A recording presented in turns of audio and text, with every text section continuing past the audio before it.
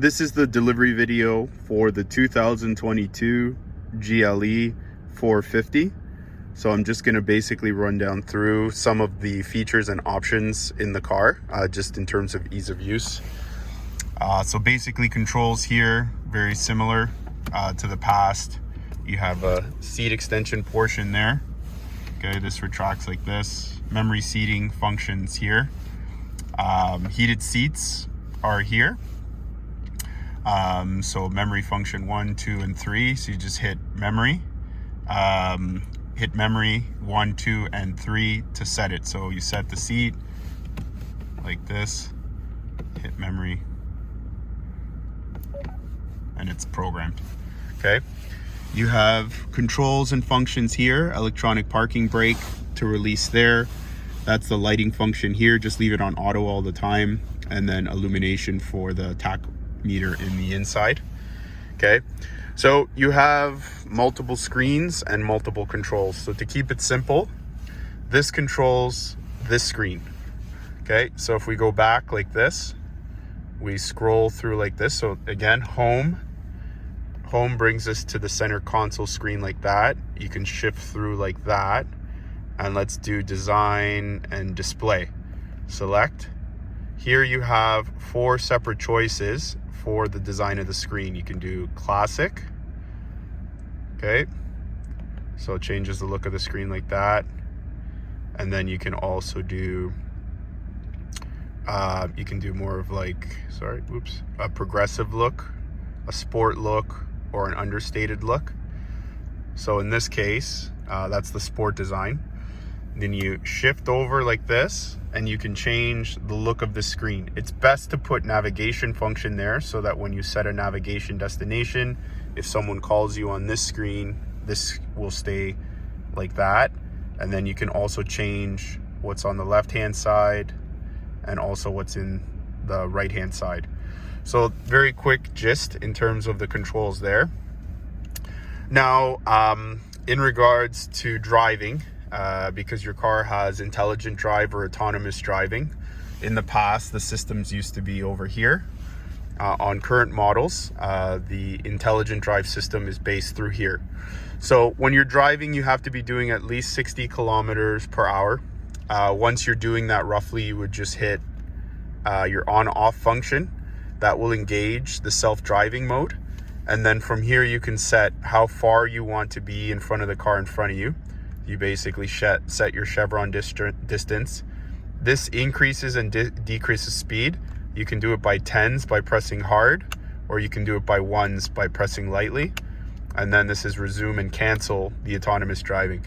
You know you're in autonomous driving mode or autopilot mode when the hands are green. So that'll tell you, and then this is telling you that it's keeping you in between the lane.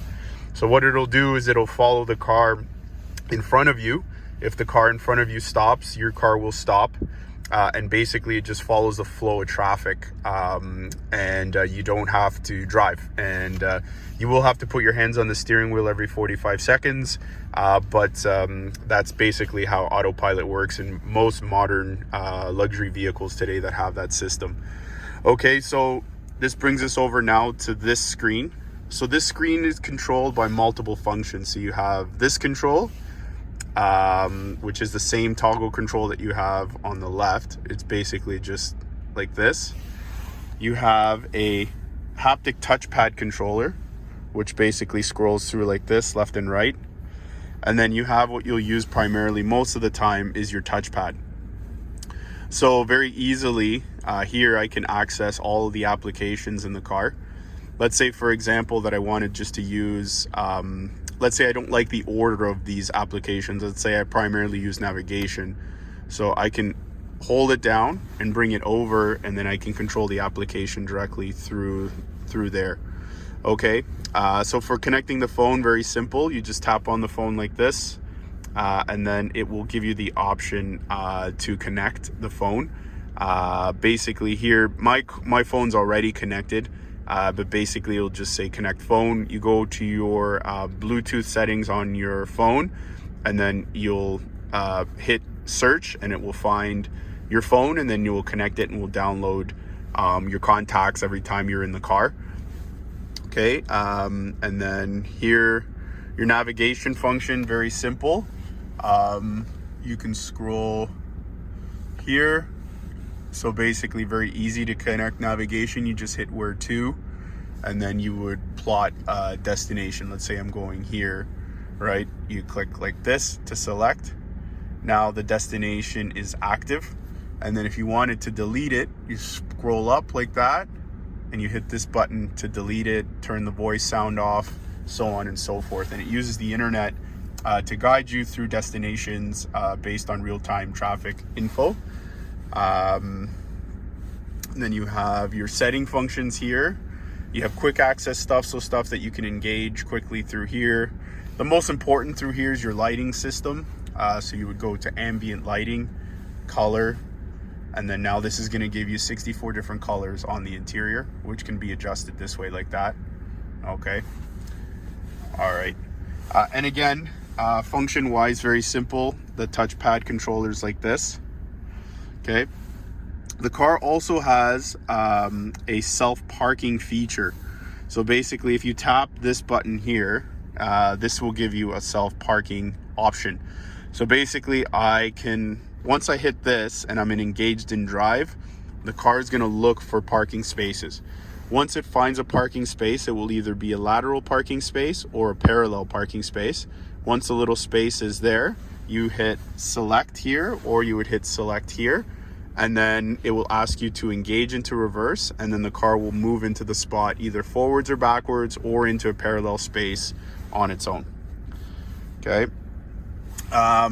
And then let me see what else is important through here. That's pretty much it. Like, that's the main stuff. Very easily, just again, select. You're selecting through the functions like that. Now for drive mode, there's multiple drive modes in the car. So here is dynamic select. So if I shift up and down, I can go through the separate drive modes in the car. The most important is individual. Individual, you select like that. You tap this. That's your menu here, and you can engage the drive of the car. So if you want the car to drive in a more sport-oriented mode or comfort mode or economy mode, you can set that, and you can set that along with a template for the steering ratio. So if you want the steering wheel to be stiffer or softer, you would just connect through these different items there like that. And then you can tweak the drive to your preference. So if you prefer a soft steering wheel with a more powerful engine, you can set it that way. And then whenever you're engaged in individual mode, it will be your preference. Or you can use the preset templates from Mercedes already. So basically you can use sport, comfort, or economy, which are already preset, off-road. So you have multiple templates. And then here I'm just gonna leave it in comfort. All right. And then controls here, pretty simple. This should be pretty similar to the S-Class. It shouldn't be too different. Heat and temperature here. Sorry. So temperature up and down. Here's where you can engage your ventilation. So you have to click this button here, will bring you to ventilation. And then you can tap which ones you want on. So you can have them just on the top, the bottom, all open, select, right? You can adjust, and then you can adjust the temperature through there as well. And let me see. Yeah, you also have Apple CarPlay in the car. So when you connect to the vehicle, when you connect your phone to the vehicle, you would be connected in this port here, like that. Basically that port there. And that port there will bring up your Apple CarPlay function there, which is pretty easy. It's basically just connecting your apps from your phone, and you can use apps like satellite radio, Waze, Google Maps directly through the car if you don't want to use the car's navigation system. That is a quick rundown of the new 2022 GLE 450. I hope you enjoy the car, and please feel free to contact me if you have any questions.